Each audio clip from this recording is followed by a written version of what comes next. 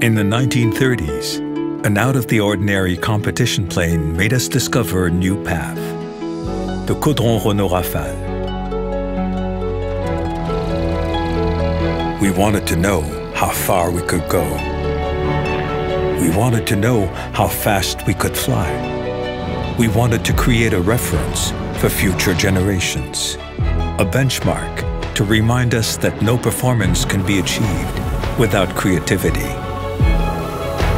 A benchmark that pilots Hélène Boucher, Adrienne Bolland, and Maryse Bastier set, flying faster, higher, and further than the standards of their time.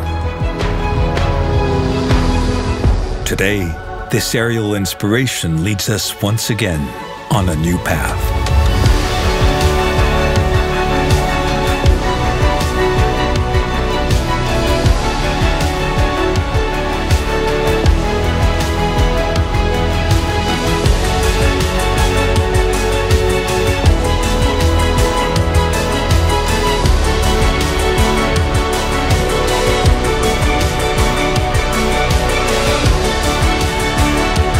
All-new Renault Rafale.